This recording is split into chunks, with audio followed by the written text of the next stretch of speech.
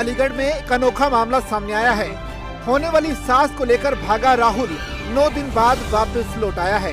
बुधवार दोपहर को वो और उसकी प्रेमिका सपना थाने पहुंचे।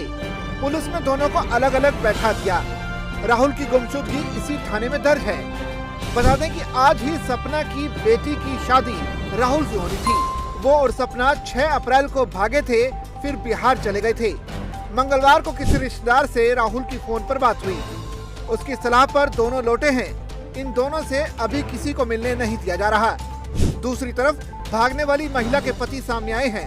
महिला के पति जितेंद्र ने कहा कि अगर उसकी पत्नी चाहे तो वो उसे अपने साथ रखने के लिए तैयार है। जी, कार्रवाई चालू है, अभी तक पता नहीं लगा है। आज 10 दिन हो गए, पुलिस कार्रवाई कर रही है। इससे आगे मुझे अभी तक जानकारी नहीं है।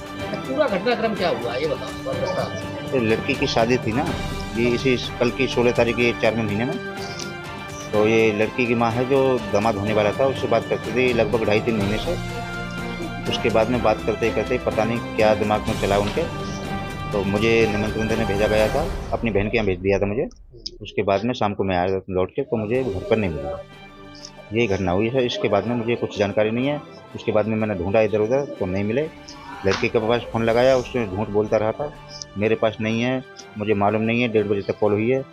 उसके बाद में 10:30 बजे तक शाम को मेरी बात होती रही बराबर। झूठ पर झूठ बोलता रहा कि जाने और रिश्ता जो तय हुआ था उसके बीच में क्या ही लड़के कर रहे हैं। जी, बीच में इससे जैसे मैं घर आया हूँ 1 महीने पहले वहाँ गई थी। ये लड़का बोला मैं बीमार हूँ, ये भी बाहर रहता था कहीं, ये घर पे आया था।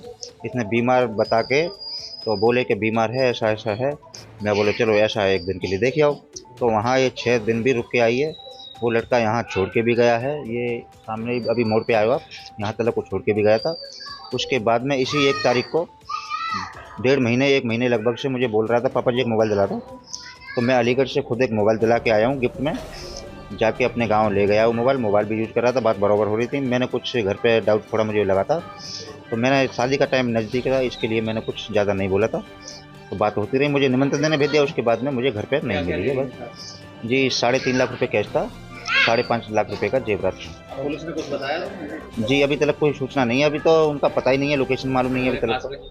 नहीं जी, नहीं, कोई कंफर्म नहीं है। अच्छा ये बताइए, कासगंज में एक लोकेशन है जो उस लड़के को छोड़ने के लिए आए थे ना, उसकी एक फोटोज मिली है। उसके अलावा कोई सबूत नहीं है। जी, कासगंज से जो लड़के मोटरसाइकिल पर छोड़ने आए थे, 2 लड़के, एक बाइक चला रहा है, एक बीच में बैठा है, पीछे वो लड़का बैठा हुआ है। एक ही फोटोज मिली है कासगंज की बस। इसके अलावा कोई सबूत नहीं है।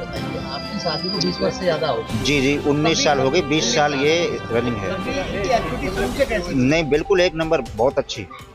मैं बर्ताव कर रहा था, बहुत 1 नंबर थी। सिर्फ 3 महीने से जिस हिसाब से मेरा बर्ताव होता था उस हिसाब से मैं अब घर पे आया हूँ। जैसे मैंने देखा तो बर्ताव मेरा उस हिसाब से नहीं हो रहा था। जी, रिक्वेस्ट यही है, जो मेरा सामान और ये वापस गया है बरामद मिलना चाहिए। जी, योगी जी से कहना चाहता हूँ, जो ये 3.5 लाख रुपये कैश, 5.5 लाख रुपये का जो जेवरात गया है, उसी की मुझे योगी जी से मांग है। मुझे ये सामान वापस लौटाया जाए। और पत्नी से भी जो भी गलती जो भी हुई है, मैं मेरे सामने आके अगर ऐसा कुछ बोलेगी तो मैं रखने के लिए भी तैयार हूँ। होने वाली सास को भगा ले जाने वाला दामाद राहुल 1 साल पहले भी एक महिला को भगा ले गया था। पड़ोस के गांव की महिला के साथ भागने के बाद दोनों 2 महीने में वापस आए। उस समय महिला के परिजनों ने पुलिस से शिकायत नहीं की, जिसके चलते कोई कार्रवाई नहीं हुई थी। इस बार होने वाली सास के साथ भागने में राहुल के दोस्तों ने उसकी मदद की थी। वो बाइक से दोनों को कासगंज रेलवे स्टेशन छोड़ने गए थे। पुलिस ने कुछ दिनों पहले ही इन दोस्तों के अलावा युवक के जीजा को भी हिरासत में लेकर पूछताछ की थी।